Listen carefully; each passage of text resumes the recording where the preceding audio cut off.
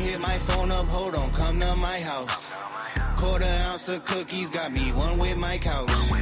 Made my own lane, they can't come for my route. You catch me running up them digits, hold not running my mouth. And now they see me up doing everything I plan to be. No new niggas around here, this just my family. Tryna spread love, my life ain't about no vanity. Gotta cut ties if it ain't good for my sanity. Ain't gotta speak, they know on top with me. I can't do no drama, I be tryna cop some property. Thinking that they hot shit, but it's funny cause they not to me. Talking all that pessimism, but that shit ain't got to me. My shit like prophecy, ain't hard to see it, all my partners chosen. Gotta pop my shit and clock my grip and keep my pockets swollen. These niggas be scary, I'm Chuck Berry, how I'm rockin' rollin'. And they know I'm bout my slide through Southside, how could I not be holding? Brody say he got another play for me, say less, I'm en route. Cause it's getting paper shit, the only type of shit I been bout. And I'm praying faithfully, but you know I gotta let that sin out. And I gotta be cautious of the message that I'm trying to send out. Energy so positive, I'm positive they can't stop it. Gotta set my stop loss just to make sure that I take profit. Putting pack in the air, put a little bit of lemon all in my green tea. I'm living no limit, they know what it is right when they seen me. You ain't hit my phone up, hold on, come to my house. Quarter ounce of cookies, got me one with my couch. Made my own lane, they can't come for my route. You catch me running up them digits, hold not running my mouth. And now they see me up doing everything I plan to be. No new niggas around here, this just my family. Tryna spread love, my life ain't about no vanity. Gotta cut ties if it ain't good for my sanity. Ain't gotta speak, they know what's really poppin'. I'm shiny suit man, making them bands, they know I'm Diddy boppin'. Slap 10 on the tank, I had to stop and get them top papers. These niggas gon' see me out and act just like they not haters. I had to get it how I'm living, now I'm living well. Cause if you can't make a decent living, then you live in hell. They steady stuntin', I be trying to teach the youngin' something. I got that shit to shake your windows, keep your bumper jumping. Later on, I might just hit that venue, see what's on the menu. You tryna flex that shit that's on you, but this shit ain't in you. I'm about to book a trip to Aussie, tell a bitch get off me. Jet black and richer than your coffee, got me feeling saucy. Ain't talking power moves, you lost me, hold my time, be cautious. I'm sliding around my side like hockey, she gon' gag and gawk me. I'm dropping ashes on my slippers, kung fu in my kickers. Pulling in that cut, I'm sharp as clippers, jacket with them zippers, strip her out her knickers live. You ain't hit my phone up, hold on, come to my house. Quarter ounce of cookies, got me one with my couch. Made my own lane, they can't come for my route. You catch me running up them digits, hold not running my mouth. And now they see me up doing everything I plan to be. No new niggas around here, this just my family. Tryna spread love, my life ain't about no vanity. Gotta cut ties if it ain't good for my sanity. I'm thankful for family, I'm thankful for health, I'm thankful for the knowledge that I have and the struggles that I got over to be the person that I am today.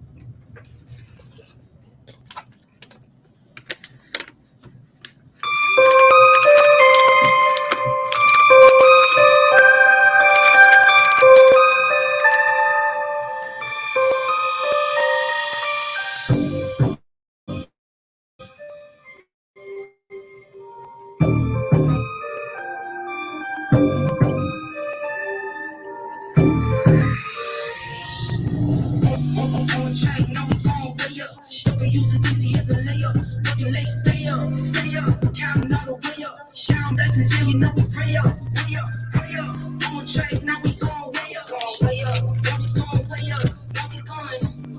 track, now we going way up. Now we going way up. Now we going.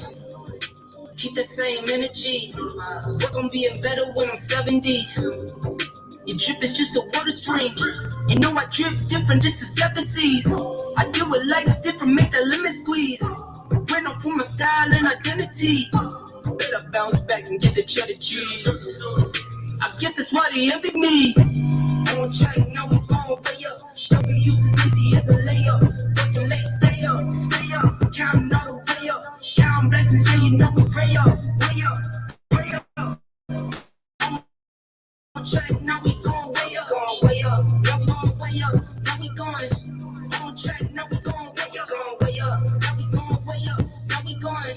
I got hits bad like I'm Barry Bonds. Running through the mud. All right. Welcome to another edition of the Sports Dungeon.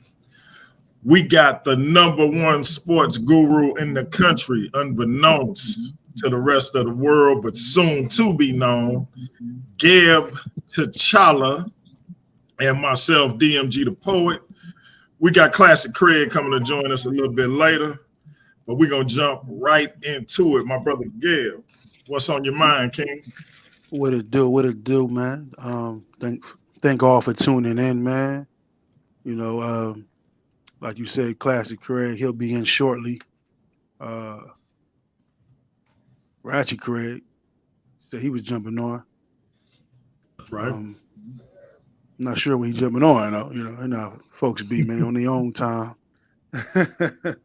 Just pop on in. Right.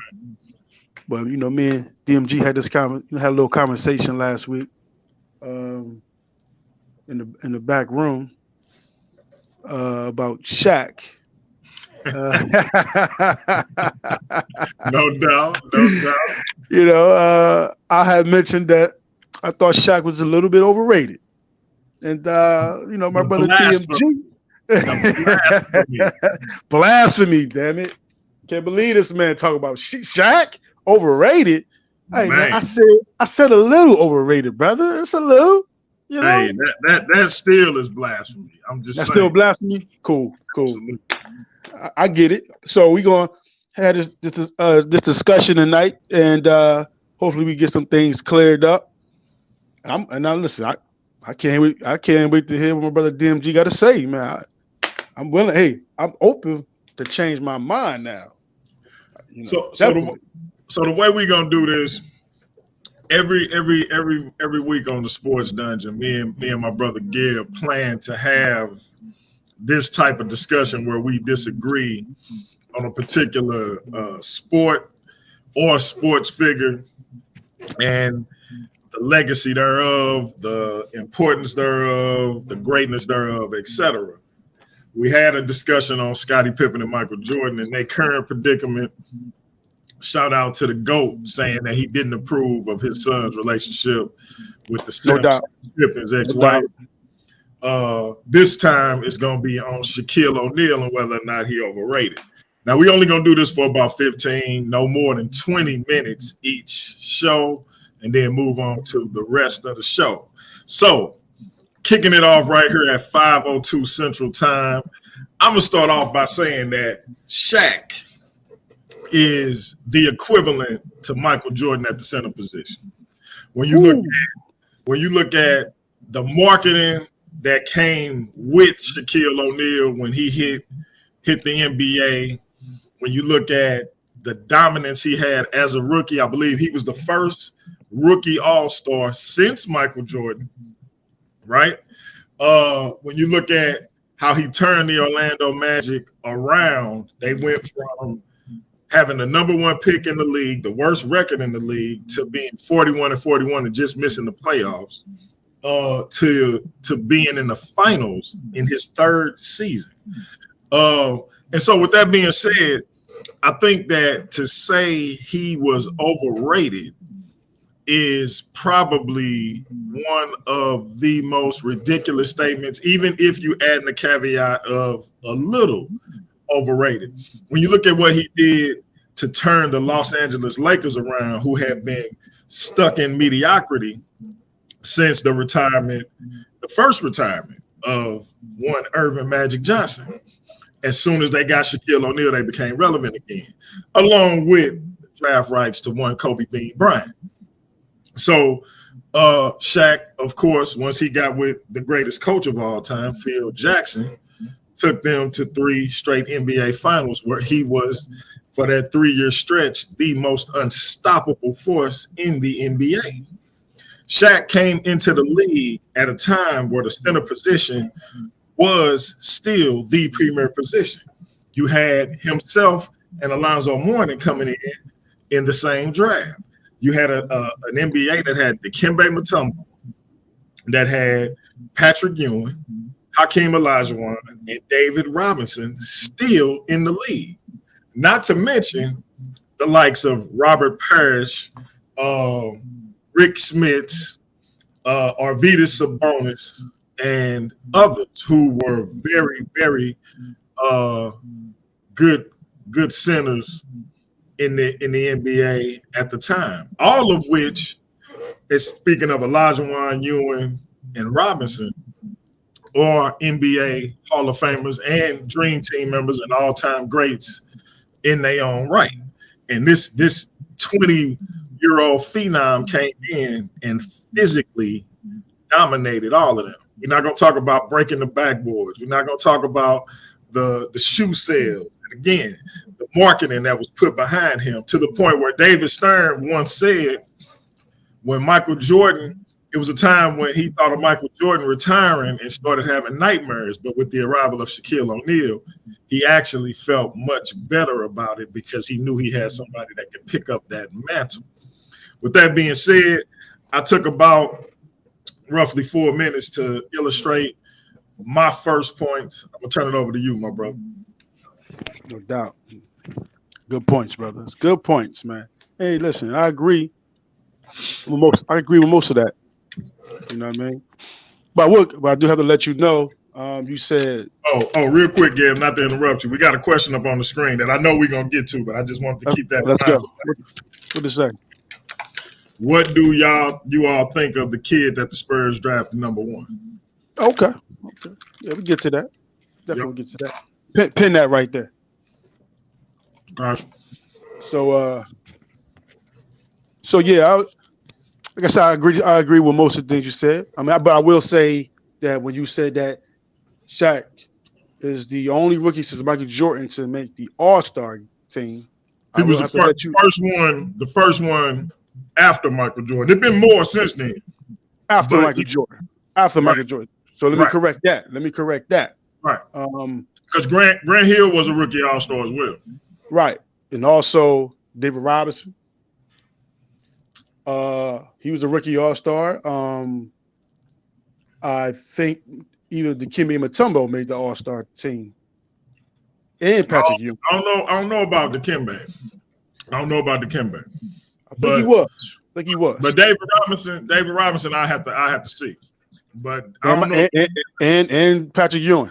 Patrick Ewing and Mike. Oh, you're right. Patrick Ewing and Mike didn't come out in the same draft. That was him and Olajuwon. Olajuwon. You're right. I got you. You're right. So I will make that right there. Make that correction right there, my brother. You had other rookie All-Stars in the league. No doubt. Now Shaquille O'Neal, like I said, man, he's a hell of a player. The man was very dominant. Now I'm not saying he wasn't dominant. That is no question. We all seen the dominance from Shaquille O'Neal.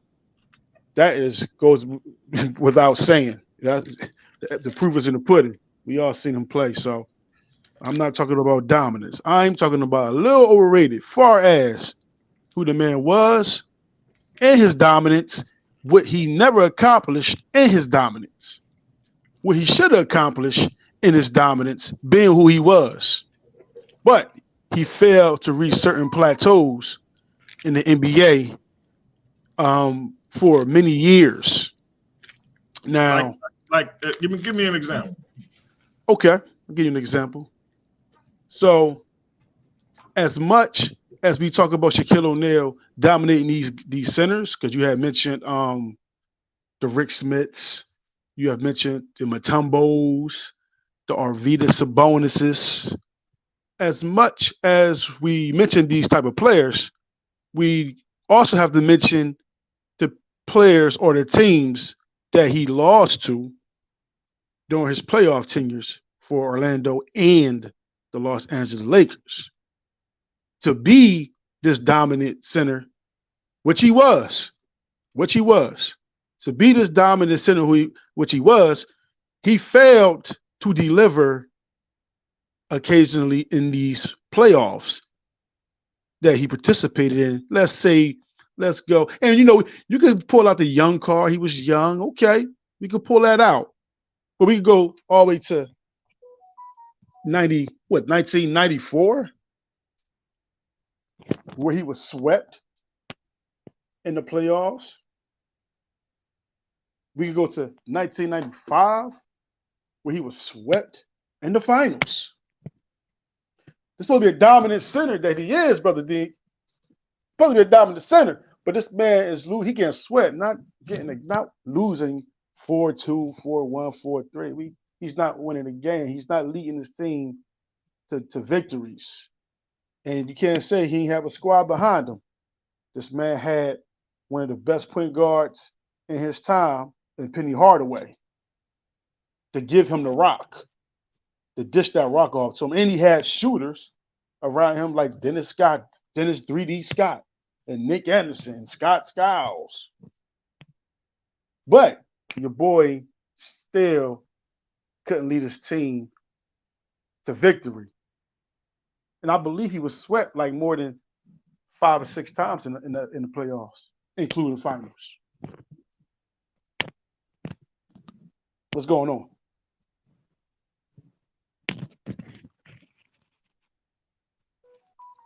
Where you at, brother? You jump off the line? You still there? What happened? You done? We talking. Discussion. Go ahead. You I'm not done, but I'm finished with that. Right. You finished for now. Yeah. I want to hear your little rebuttal. Hey, shout out to my brother Courtney Thompson, my brother Teddy, my brother Rocky, Dagger Squad up. Okay, so you talked about him being swept. And I get it. That's what's up. But is basketball a team sport? You broke up a little bit. What was that? I said absolutely. Okay, so no one man can win a game then. Would you say that? Depends on what game you're talking about, but go ahead. I would say that. Okay, so cool. So anytime he got swept, it wouldn't completely be on him. It would be on the team. So that being said, considering that Shaq averaged 27 a game for the Orlando Magic and around 12 and a half, 13 rebounds, I must say that getting swept went on him. But to answer your question, with the Orlando Magic, he got swept in the finals. He got swept by the Bulls the year after the finals. And then he got swept in the, I believe, first or second round prior to those 2 years. So he got swept, and then he got swept with the Lakers twice before Phil Jackson got there. So yeah, he went through his playoff trials and tribulations, but who outside of Magic and Bird, who came in immediately winning, who didn't go through playoff trials? Michael Jordan got swept. Let's talk about the most dominant center in league history statistically, Wilt Chamberlain. Wilt Chamberlain got beat every year by the Boston Celtics. Wilt Chamberlain only has 2 NBA championships, and they separated by like 10 years or 12 years, something ridiculous. Like he didn't get close to the NBA Finals after he won his first one. So every player goes through they playoff woes. Allen Iverson, my favorite player, got to 1 NBA final. One. Kevin Garnett, another one of my favorite players. Got to one. He got to 2 NBA finals. One, lost one. But it was after how many years in the league? And so all I'm saying is, was it his fault that Minnesota didn't get over the hump when we talk about KG? I don't think so. I think it's a team game, and he just didn't. He wasn't able to get over the hump. When we look at Shaquille O'Neal, the numbers speak for themselves, and we all know men lie, women lie, numbers don't lie, and the man numbers speak for themselves. But let's talk about Shaq's accomplishments. Career average of 23.7 points a game, 10.9 rebounds, 2.5 assists, 58% from the field, right? In the playoffs, that number jumps up to 28.5 points a game, 15 rebounds per game. Now, he's in the Hall of Fame. He's a 15-time All-Star, 4-time NBA champ, 1992-93 All-Rookie First Team and Rookie of the Year, 3-time All-Defensive Team, 3-time NBA Finals, 3-time Finals MVP, 14-time All-NBA, 2-time scoring champ. All right? And one of the 50 greatest and 75 greatest players of all time. And he got the record for nicknames: Shaq, Diesel, Big Aristotle, Superman, Shaq Fu, Shaq Daddy. What more can we say about the great? We can say a lot. The most dominant player in the modern era of NBA. I don't think you can name another player who has been more dominant than that man. I seen a poster the other day. I was just looking at different little items about the Diesel as I was preparing for our conversation, and it's a shot of him dunking on the whole New Jersey Nets team. All 5 people who are in the game for the New Jersey Nets are on Shaquille O'Neal, right? And he still dunked the damn basketball. Uh-huh. What more does he need to do? He like Tyrese at this point. What more do you want from me? What more do I want from him? What more? I want championships. That's what's more than I want with him. Huh? He got 4. Oh, no. That's nice. That's good. That's cute. But that's not the full story. How many David Robinson got? No. How many Patrick Ewing got? Let's check this out. Let's go here. Because you said it yourself, the most dominant force. How many Will Chamberlain got? Era. Oh, that's okay. Like that. Okay, let's go to Will. I'm gonna let you go. Let's run this down real quick. I'm gonna let you go, and then we're gonna run this down. Okay, so Will Chamberlain got 2 titles. We're gonna do this again. A man who scored 100 points in a game has 2 titles.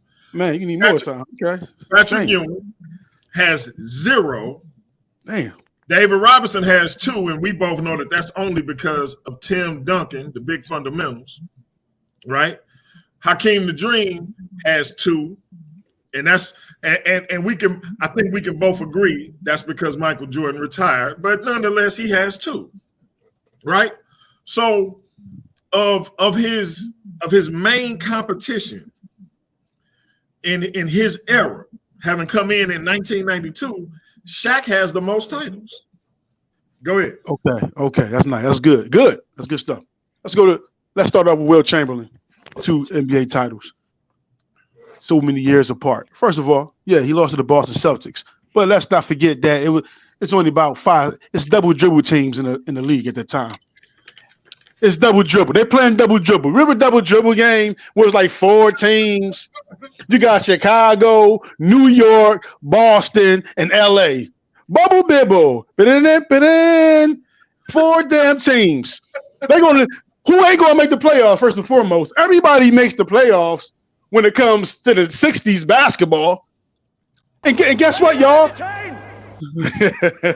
and guess what else? Not only is only 6, 8 the 8 teams in the league, Boston gets the litter. They picking they get all the good guys. They got all the best players of that time. Bill Russell, as much as we talk about Bill Russell, he is not the leading scorer of these Boston teams. He's like many times the 4th, 5th option on offense. He's known for his defensive prowess, not offense. But we want to talk about Will only having 2 when he has to go against this juggernaut of the team in the 60s in Boston Celtics, which we know they had to win those games because we're dealing with we're going to talk about mob and all that stuff, but y'all understand what's going on. Why they getting all that, how they get all these picks, all these players, and no one else gets players. And then not only that, it's only 8 teams. Then it go to 10 teams to 12 teams as the years progress. The first seeded team gets a bye in the playoffs. They get a bye in the playoffs, so they don't even got to play the first round. They got to play the second round. And guess what? It's not all. It's not even 4 rounds because there ain't that many damn teams in the NBA. So it's only 3 rounds. Boston get a first round bye where they only got to play 1 game and then to the championship. So that's a little summary of the 60s. Now, let's go fast forward back to Shaq. Now, Shaquille O'Neal. He read his numbers down. He read his accolades down, which was cool, brilliant. What I'm saying is this. He named David Robinson. He went up against Elijah Wan, the Patrick Ewings, the Alonzo Mournings, the Kevin Mutombos, right? He was drafted in 92. And I remember he had a championship team in Orlando. He didn't win any championships in the 90s. It took to the 2000s where he go up against Ty McCullough, y'all, the New Jersey Nets, Ty McCullough, against Rick Smits, on his way out the door, Rick Smits, and Dikembe Mutombo. A lot of people won't say it, but I would say that's legit. A lot of people don't like Mutombo that year. He was Defensive Player of the Year, so I give him that one. He was Defensive Player of the Year, so I'm gonna give Shaq Mutombo, even though he ain't got to worry about no offense coming back to him. Even though he outweighed Mutombo over by 100 pounds, but he's still Defensive Player of the Year. But what I'm saying is, we're talking about dominance. How are you so dominant when you don't get your first championships until all the centers start leaving the league or they was old on the way out the door? And then you go against mediocrity and you still don't win because you're getting swept. You're getting swept by the Spurs. You're getting swept by Utah Jazz. They don't even have a center. That what Shaq like to say? Barbecue sauce. What happened? What'd you say? I say Eric Montrose was a center. Bro, we talking about Greg Ostertag. We talking about Greg Foster's. He loses to Utah's. All they got is Malone and Stockton. Hell of a team, though. Trust me on that. Hell of a team. No doubt. But we talking about Shaq Diesel, though, brother. Shaq Diesel, which he said himself. Well, hold up. I want you to remember what Kobe always said about Shaq. We won 3 championships, right? We could have won more if it wasn't for what? I'll let you finish that. Go ahead. Tell the people what he said, DMJ. You remember? Go ahead. You know, Kobe is my second favorite player. And he said, you know. He said if Shaq would have been in shape, they'd have won 6 or 7. Okay, there you go. See? And that's why I said a little overrated. Because you don't take the time out to come in shape. And you're playing with one of the best players to ever play the game. And the best coach to ever coach the game, and you don't come in shape, big fella. So this is gonna be my last go because we got to move on, and then this will be my closing argument, and then we'll get to Gab's closing argument. So what Gab just said though really when he talked about Wilt and the league not having that many teams and all of that, is even more reason why Wilt should have dominated. The league didn't even have that many teams, and Wilt still couldn't win the title.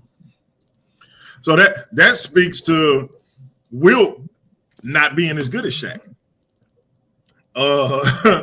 That's all that is. If it was far less teams with far less with all the teams making the playoffs and Wilt still couldn't get a title, then as dominant as he was, he only won 2 titles.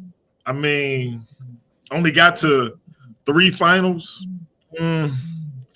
Yeah, I'm gonna have to say, yeah, Wilt would probably be the one who we should be saying is a little overrated. But let's get back to Shaq. Again, with what my man Kobe Bean Bryant said about Shaq should have been in better shape, just points to his greatness. He wasn't even in good shape.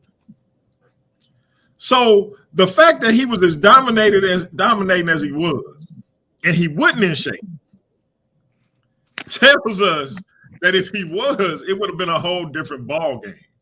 But the fact that he did what he did, not being in shape, lets us know how great he was. So I think my brother just basically made my points for me. Shaq, after when he got to the Lakers, particularly after that first year, it was barbecue chicken, not just on the court, but on his plate. He admits that, has spoke about regretting that, right?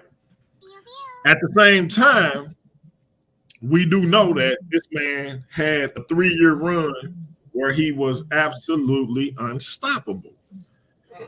And let's not forget, the first year in Miami, he was unstoppable. Again, this is a not in shape Shaq. So to me, that lends itself to how great he was. If he could do that, not being in shape.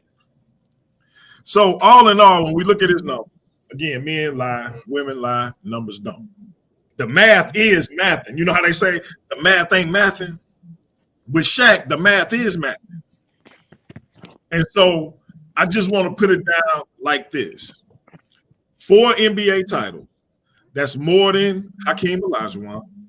That's more than David Robinson. That's more than Patrick Ewing. That's more than Wilt Chamberlain. As a matter of fact, the only reason Alonzo Mourning got a ring is because he played with Shaq. Huh? So, the only centers that got more rings, when we talk about all-time great centers, the only centers who have more rings than Shaquille O'Neal in terms of the great ones are Bill Russell, salute to the great, and Kareem Abdul-Jabbar, who in my opinion is the greatest center in NBA history. That's it. Everybody else is behind the diesel. And that, my brothers and sisters, is what we call grand opening, grand closing. Shaq is not overrated, not even a little bit. He's what we call, as my brother Joe Armstead just put in the chat, Shaq is the most dominant center ever. Salute to my Berkeley brethren in the building. And I just want to know, are you not entertained? It's on you, my brother. Man, that was good, man. I respect that. But I'm going to say this. Earlier you said, what other player was dominant than Shaq in this modern era?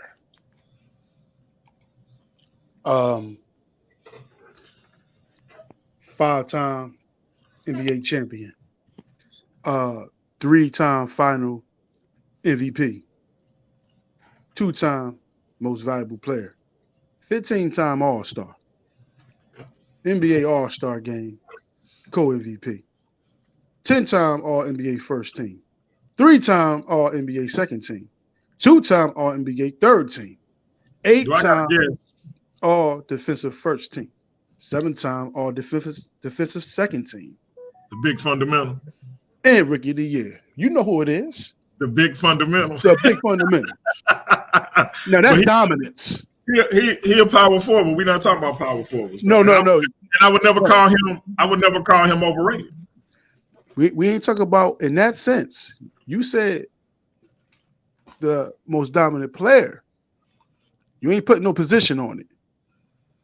So if we're not putting positions on it, ain't nobody been more dominant than MJ. So no. Well, what I'm saying, we didn't put a position on it. You said Shaq was dominant player, and he was more dominant player. You know. My bad.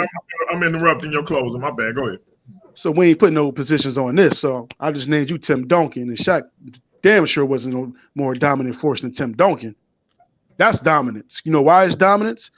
Because he gets the job done offensively and defensively. Something Shaq never did. Shaq been in the league, played 18 some odd seasons. We talking about dominance. Shaq is the most. Somebody in you said somebody in the chat said the most dominant big man. Okay. Well, how are you the most dominant big man? We talking about the likes of Olajuwon, Tim Duncan, Kareem Abdul-Jabbar, Wilt Chamberlain, and Bill Russell. All these guys can do it offensively and defensively. We can argue that with Bill Russell. But all the other guys can do it offensively and defensively. They bring it every night. Shaquille O'Neal never led the league in blocks. He never led the league in rebounds. But this guy's supposed to be dominant, the most dominant guy. He never led the team in blocks, rebounds. It's supposed to be a center position in a big man era. He came in 1992, and he never led the league in blocks. He never led the league in rebounds. You want more? He never made the All-NBA first defensive team. Now, DMG earlier, he's been disingenuous earlier when he read his accolades down. He said, and 3 times all defensive team. But he failed to mention that was second team. Where's the line? Second team.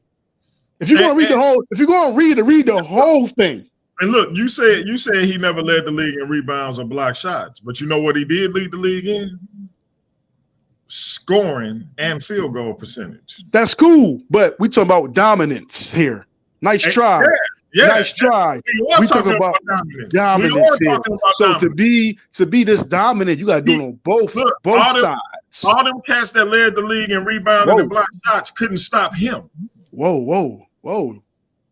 All those guys who led the league in rebounding and block shots, they was on their way out. They was out the door. He couldn't win against these guys. So I don't want to hear that nonsense. But like I said, this man never made a all defensive first team in all his years of playing. He never led the league in blocks. He never led the league in rebounds. So we talking about this dominant player who got swept like 5 or 6 times in the playoffs, who himself said he could have did better. He should have came in shape. He said, him coming in shape is a testament of him being so dominant and everything. Imagine if he did come in shape. Well, that's what we wanted, so he can dominate. That's the whole objective, to come in shape. Get no excuses. That was a good try. I hope he pulled the wolves over on your eyes. But wake up. That's the whole point. If you're a dominant player, one of the best, you come in shape every year. Michael came in shape every year. Kobe came in shape every year. Hakeem came in shape every year. Tim Duncan came in shape every year. And guess what? They all got in common. Multiple championships. Tim Duncan got 5 of them things. So I would say Shaq like I said, it was a little overrated. He was a dominant man offensively. He said that none of them dudes can stop Shaq. Well, guess what? I just read you that he never was on an all defensive first team, so he couldn't stop them either. Shaq couldn't stop them either, and the proof was in the pudding because he couldn't get it done in the 90s, and he got it done in the 2000s, early 2000s, and he couldn't get it done against Tim Duncan and San Antonio Spurs. He couldn't get it done against Detroit Pistons and Ben Wallace. But he supposed to be dominant. Oh, he said one last thing. He said the reason why Alonzo Mourning got a championship because he played with Shaq, which is true. But the reason why Alonzo Mourning and Shaq got a championship because they played with Wade.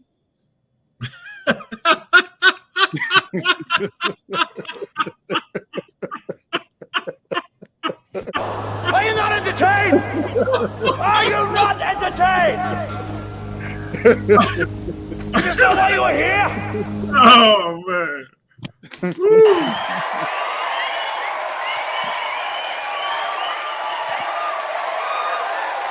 That was good. That was good, man. That was a good one. That was a good one. That was a good one. All right, family. So look, my man Teddy say he asked also, what do we think of the Spurs #1 pick? And he asked, we're keeping up with the summer league. What you got on Victor Wembanyama? I know I might not have said that right, but I got close.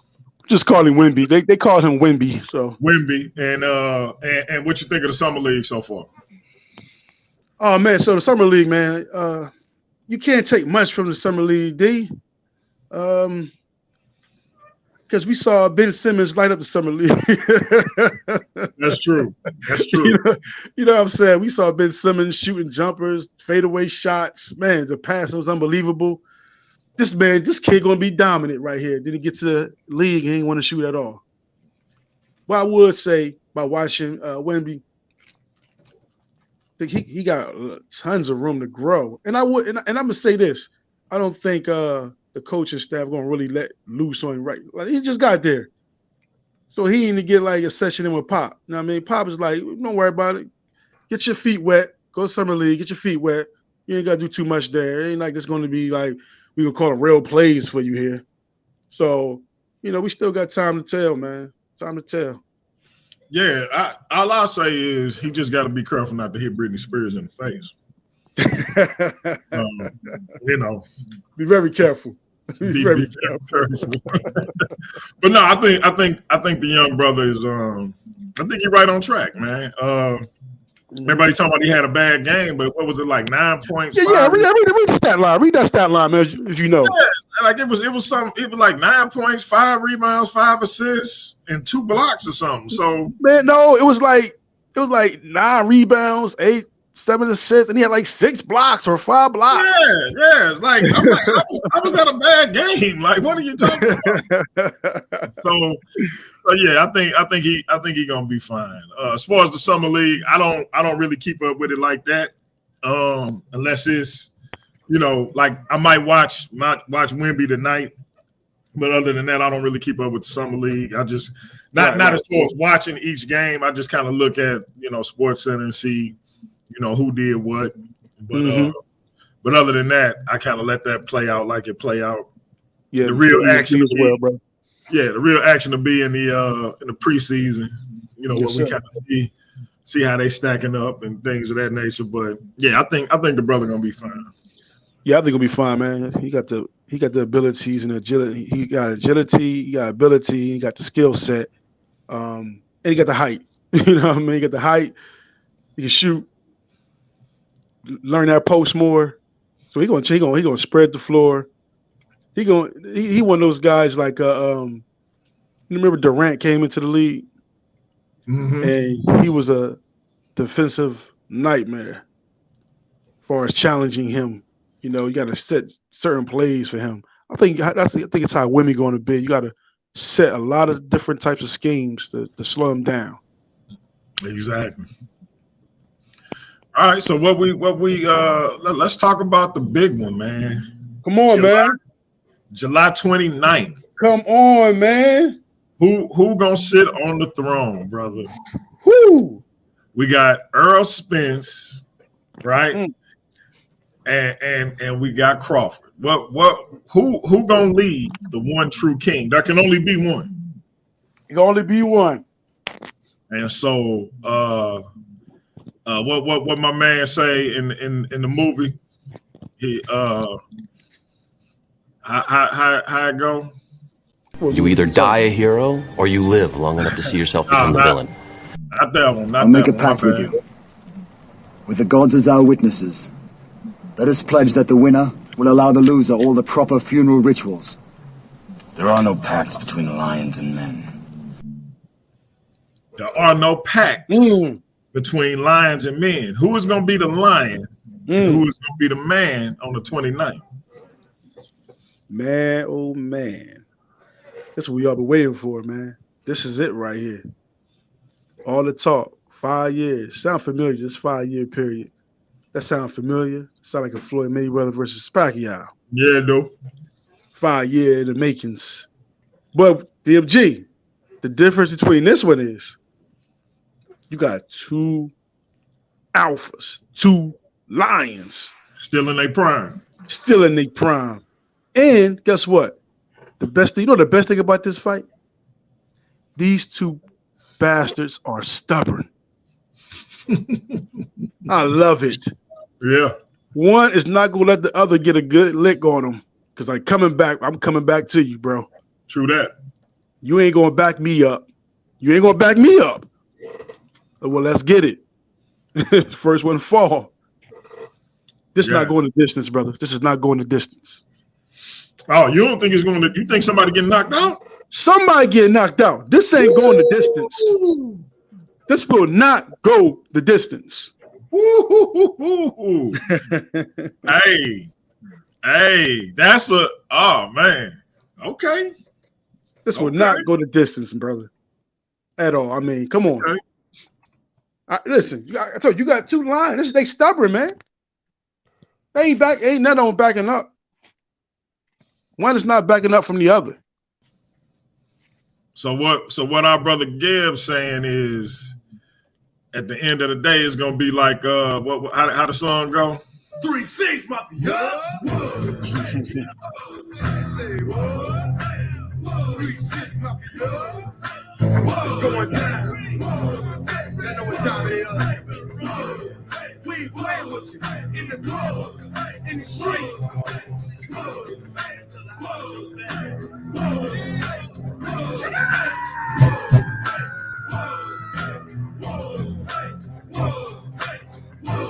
Y'all know what time it is.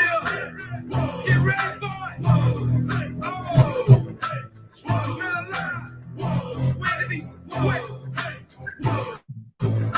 So I had to play that 3-6 Mafia right quick. I was trying to wait 3-6. When he say somebody gonna get their ass kicked, but I feel like it's gonna go the distance, man. I feel like they're gonna be a little careful. They're gonna be a little. I'm gonna tell you why. And when I say careful, what's going on over there? Are you all right? I'm saying that for lack of a better phrase. I don't want to say careful, cautious maybe. I feel like they respect each other's skills. No doubt. And so ain't nobody trying to get knocked out. And it's only one way to prevent that from happening. And that's not putting yourself in a position to be knocked out. So they gonna fight, but they also gonna know when this. I don't think there's gonna be Hagler and Hitman. I think there's gonna be more Hagler and Sugar Ray. Oh man, listen, man.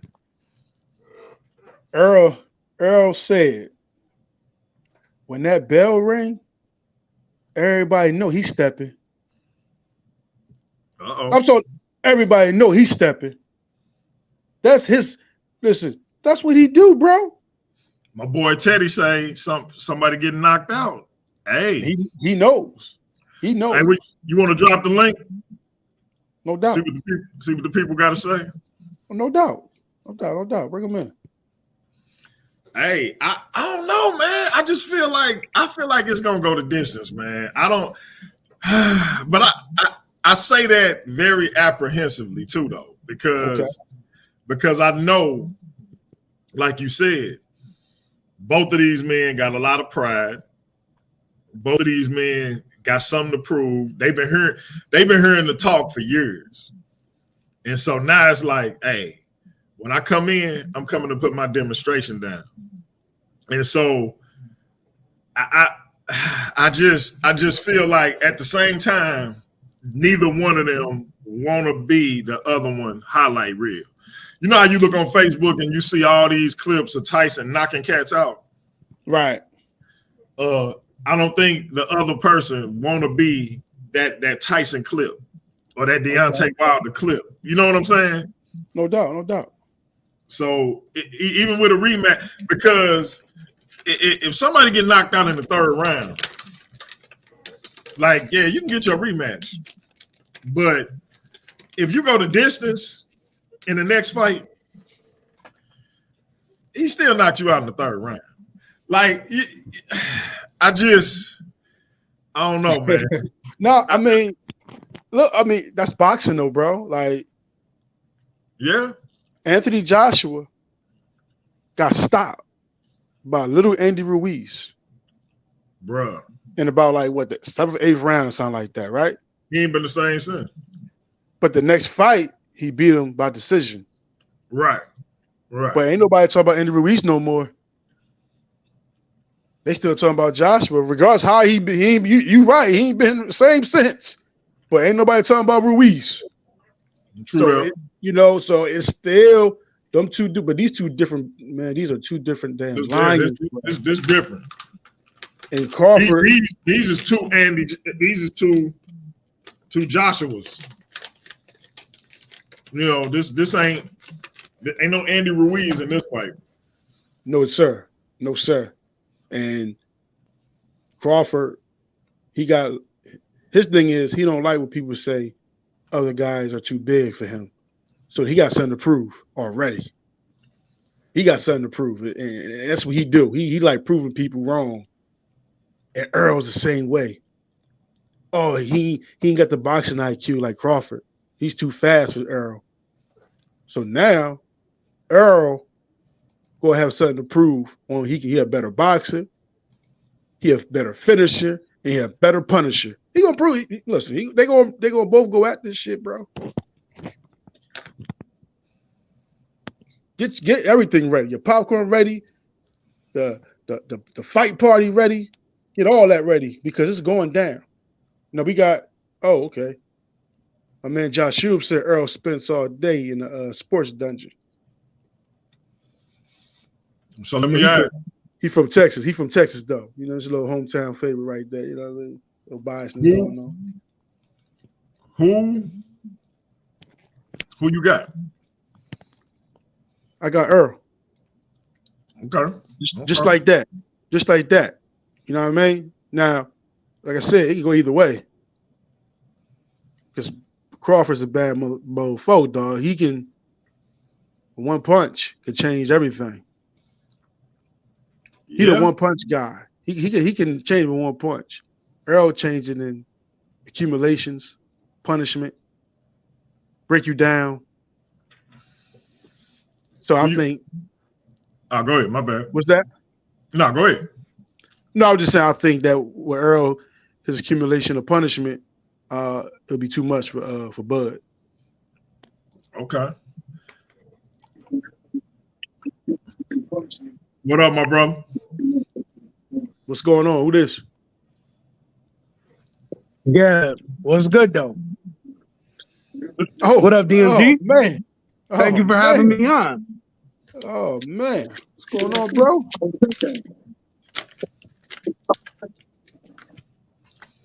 You breaking up a bit, bro. Yeah, you breaking up.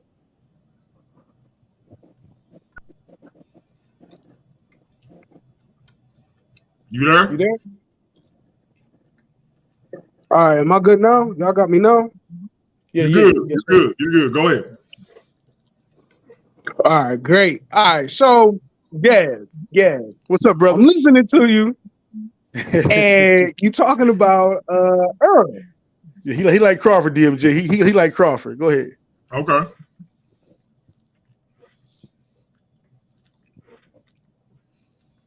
Can't hear you. So my thing is this. Okay. I seen the interview with Errol, and you can't hear me, or can you hear me? We can hear you. Okay, so with the interview with Earl, he said that he's been through a lot, and with him working out, it takes a toll on his body. So it's trying to figure out, is he still mentally there? And if he beats Crawford, he's the best fighter on the planet. Right.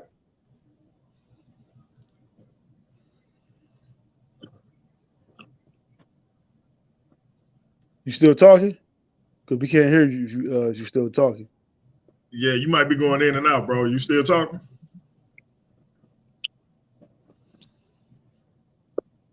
Yeah, I don't know what's going on. I think I got a bad connection. I won't be able to fix it. I'm gonna just have to get up with you later, Gab. I'll hit you up in the chat.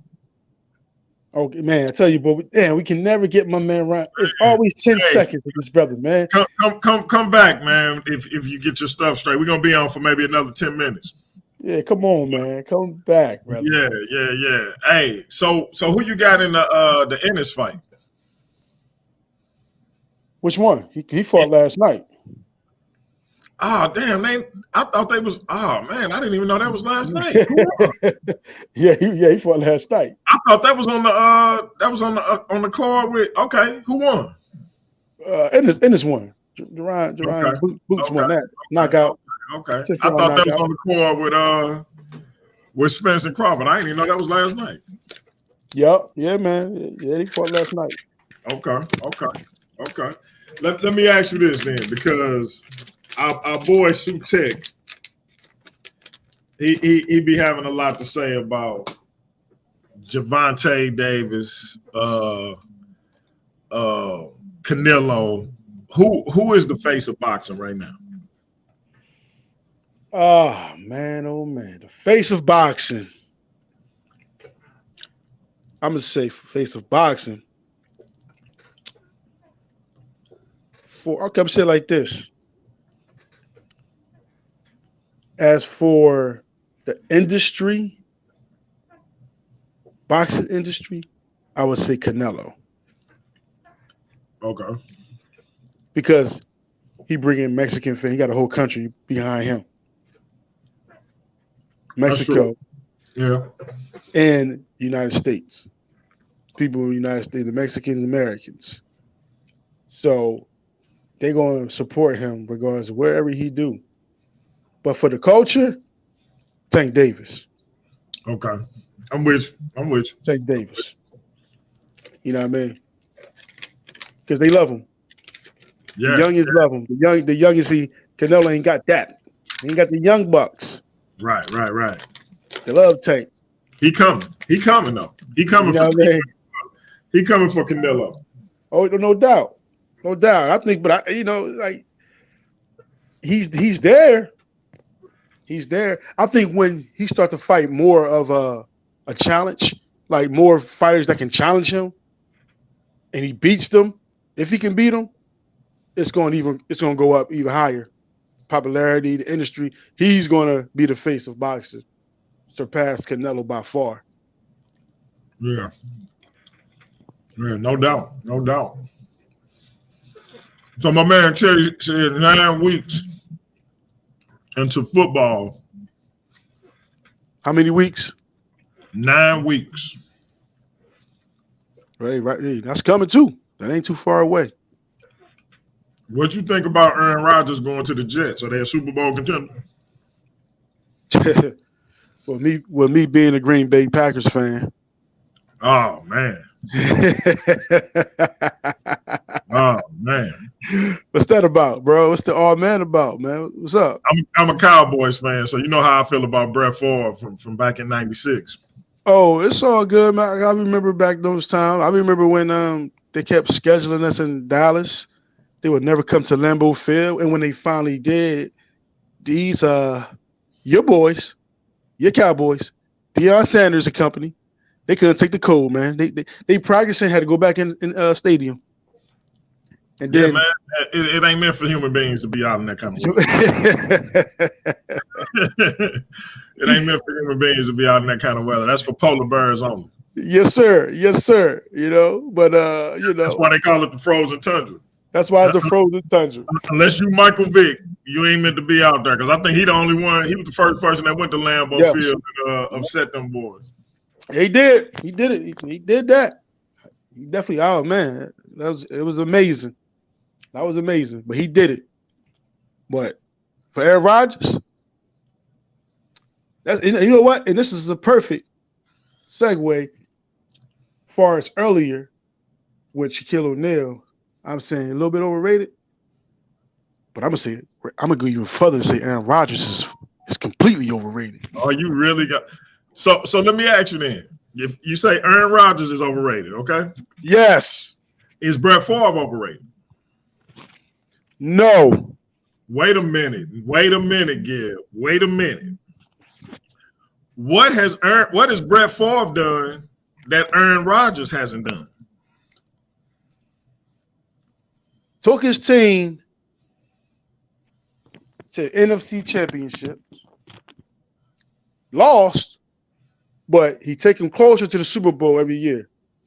Every year they got a chance at a title. Once he start coming to his own. Hold on. Let me. Did how many Super Bowls did Brett Favre win? 1. How many Super Bowls do Aaron Rodgers have? 1. Yet one is overrated and the other one ain't? Yes, because Aaron Rodgers had a ton of offense. He had no excuses. Ton of offense everywhere. Tight end, wide receiver, had the line blocking for him. So did Brett Favre. No, he did. Yeah, he did. No, he didn't. They got the back-to-back Super Bowls. No doubt. Exactly. He got back-to-back Super Bowls. They had an offense led by Reggie White. Defense led by Reggie White. Right. Well, I don't remember Aaron Rodgers having that kind of defense ever. Aaron Rodgers, he's up there with Tom Brady. Ain't that what they say? He the best quarterback. In terms of talent, I would put him on par with Brady and Manning. Oh, okay. In his time. Okay, so that's what I'm saying. So a man with those type of accolades and those types of accolades from players and analysts, and he only managed to get one every year. Brett Favre was considered to be on par with the Elways and the Marinos of his day. Oh, no doubt. But what I'm saying with Brett Favre is he only got one. Yeah, boy. I'm saying with Brett Favre, like I said, it's not. I'm not saying Brett Favre is the best quarterback ever. I'm not saying that, right? I'm not saying Aaron Rodgers is either. I'm just saying if Aaron Rodgers is overrated, so is Brett Favre. No, I'm not going to say that because, like I said, Brett Favre at least gave him a chance to get to the Super Bowl. He gave him a chance to get to the Super Bowl. Is there no one else? Aaron Rodgers, he folds every year. After that first Super Bowl, this man every year he folds up. We could never get there. We could never get to even an NFC championship just to get to the Super Bowl. He'll get beat by teams he should not have lost to. To have all those accolades given to him and to not being able to make a Super Bowl, more than one Super Bowl, man, that's being overrated right there. You had a chance you went against Brett Favre, went to 2 Super Bowls and lost at the end against Denver, John Elway. This man, Aaron Rodgers, he got a chance to get back on Tom Brady, and he loses again. Didn't even put up offense and numbers. This man supposed to be the highly offensively scaled. And he folds up. Sound like you're a little bitter at Aaron, man. Oh, I'm bitter at that dude. I'm bitter because I was tired of the hype. It was too much hype on that dude. What I'm proposing is we open the sports dungeon next week with who's more overrated or who's really overrated, Brett Favre or Aaron Rodgers. We can absolutely do that. I got you. So we only got 2 minutes left. What I'm gonna do, I'm gonna close us out with this. Y'all make sure y'all come back, join us next week. Sports Dungeon every Sunday at 4:30. We're gonna be back at it again on Paradigm Shift and the whole effing show. Hopefully the two Craigs will be joining us next week, but if not, me and the brother Gabe T'Challa will be here to chop it up. Get y'all the hottest in the sports topics, boxing, absolutely. Football, basketball, little MMA. We're going to throw everything in. Y'all throw us some stuff y'all want us to talk about. We'll try to get it in. That being said, we're going to leave you with this. Peace.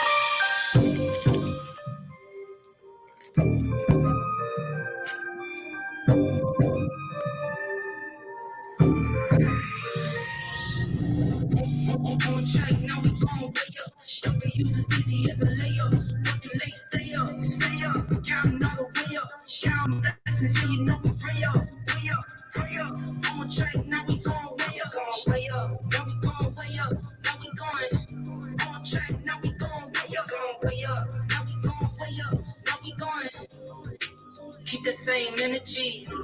Work on being better when I'm 70. Your drip is just a water stream. You know I drip different, this is 7 seas. I deal with life different, make that lemon squeeze. Ran off from my style and identity. Better bounce back and get the cheddar cheese. I guess that's why they envy me. On track, now we go way up. W's is easy as a layup. Fucking late, stay up. Counting all the way up. Counting blessings and you know we pray up. Pray up. On track, now we going way up. Now we going way up. Now we going. On track, now we going way up. Now we going way up. Now we going. I got his band like I'm Barry Bonds. Running through the mud. All right. And we out of here. Yeah. Thanks for coming out, tuning in, y'all. Peace. Peace.